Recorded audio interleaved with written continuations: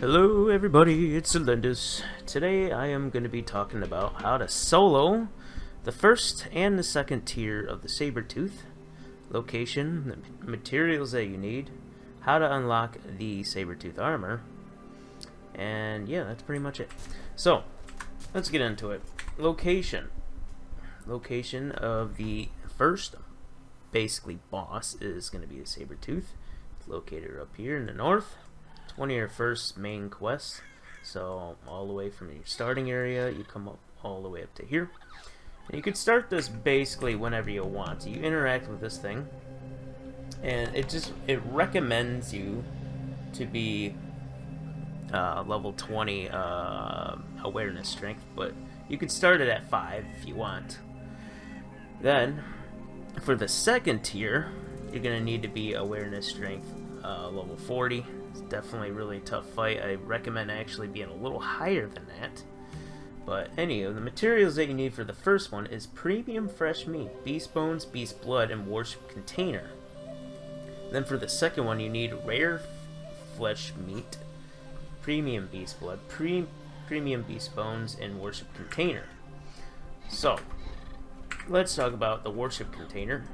You can get those by killing the bosses or the leaders of this camp right here and this camp right here, and that's how you get the worship containers.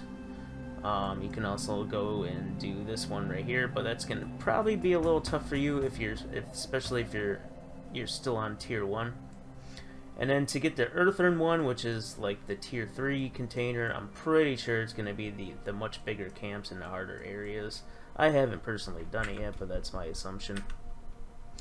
And so beast blood and beast bones, you get those from just harvesting the boars, bush dogs, yeah, pretty much anything in the areas right here. Now for the premium meat you get from the elites. So the elite jaguar, this one's really close next to the temple, easy to get. And also to get up to the temple, you can take this path right here. Highly recommend putting a campfire right here. Or if you're really good on your mount, you can do some tricky jumping and get up through here and go through this path right here. So for preparing for the fight, I highly recommend you having at least bone tier armor. This is for the first tier fight. So yeah, decked out in beast bone armor, epic tier and up I recommend. And I also recommend using a spear and shield. You can get a full tier bone armor from killing any of the tribe leaders at this camp right here or this camp up here. So let me do a live example of the first tier fight and what you can basically expect. So I'm gonna summon him. All you do is hold E. Let's just pretend I'm in bone gear and all that stuff. Now he's gonna start off with a roar, and you're gonna want to block that roar. If you're close enough, it'll stun you, but you want to have your shield up to block that roar. Now he's gonna circle around you. If you get close, you can pretty much trigger his attack. So I'm gonna get close. He's gonna try to swipe me. Just run to the side and hit him in the head. Then you're pretty much gonna repeat this process. So get close, run to the side a little bit, hit him in the head. So when he starts running around, he's going to do a big jump with a slam, hit him in the head. The more times you hit him in the head, the better.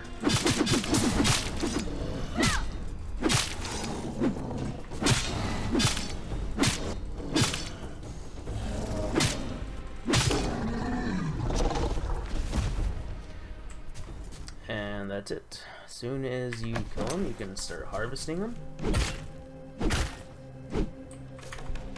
And this is all the stuff you're gonna get from them.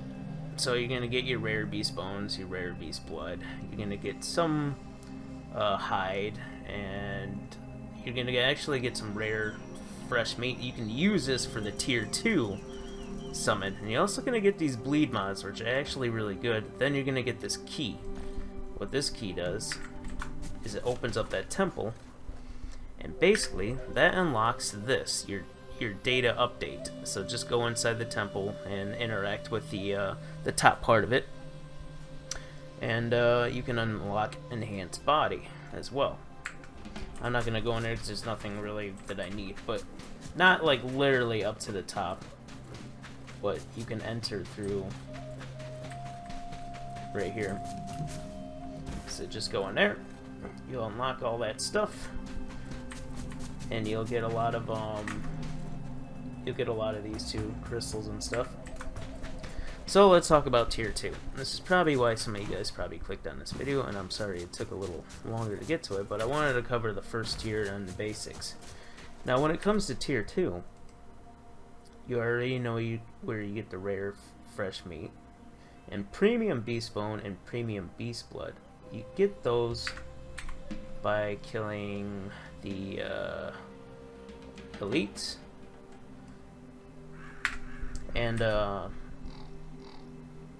you also get the premium blood, the fresh meat from the elites too as well. But anywho, we already covered all these. For this fight, you are gonna need iron. Pretend these are iron rings and iron necklace, and iron. You're gonna need iron spear and iron shield as well for this. And I highly recommend having activated blood cream and premium bandages for this, because he hits hard and you want to have as much healing as possible basically, so those are going to really help you out. And you can get those blood activating creams usually from killing the bosses or the tribe leaders from these camps right here. And I do have a clip. I'm not going to do a live demonstration of this because it is a really long fight.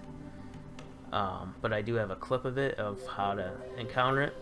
Now he does his roar a lot, like a lot, in his second phase. So once you kill him and you harvest him, you're gonna unlock the ability to actually craft the armor. So let me go into here, and in order to actually craft the armor, you're gonna need iron tier gear. So you're gonna have to lock it through here, and it'll unlock this. Once you kill him, it'll unlock this whole recipe.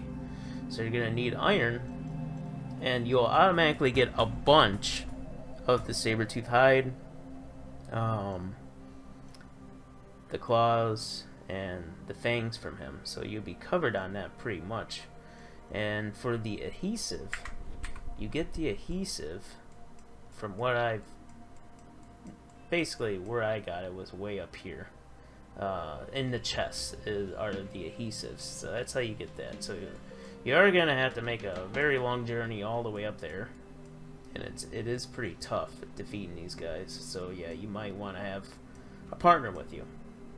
So that is how you craft the armor. That's after you defeat the tier 2, which is not an easy fight, especially solo, but it can be done.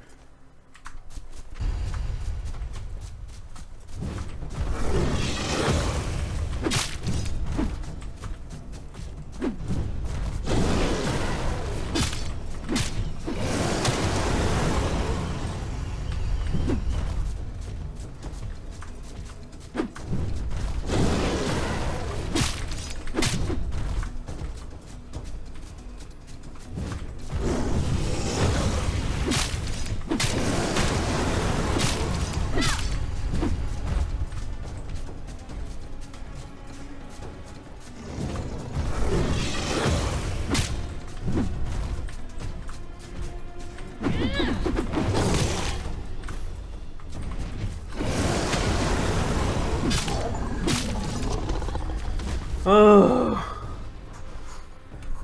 holy crap.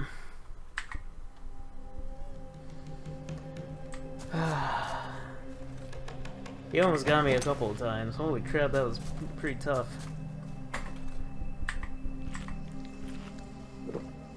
Dark Souls bosses are easier than this. Oh my gosh. I'm so glad. Well, my level 50 was no help. She got absolutely wrecked. So I soloed the guy. And that was only the second version, the Predator token. That was pretty tough. Alright, so I'll show you guys what gear I'm in. And I'm just in iron, like crap iron, and my mods are really poop, and my mask is not even upgraded. Like, I didn't defeat the second boss yet, and all I have for red crystals, I only got this recovery and for gauntlets, even though I was using a spear. Spear is just much easier to like get some pokes in. But yeah, like I haven't even unlocked my my mask abilities yet, and oh, that was actually pretty tough. So you defeated the tier 2 of the tiger, or Sabertooth. You can make the armor inside your armor bench. Make sure it's tier 2. Type in saber, and you have to use your iron set plus the materials that you got from the fight and the adhesive, which I covered, in order to make it. Now, before you actually craft, this is why I haven't made the full set yet, is because I realized that it takes the stats from your, it consumes like your iron gear.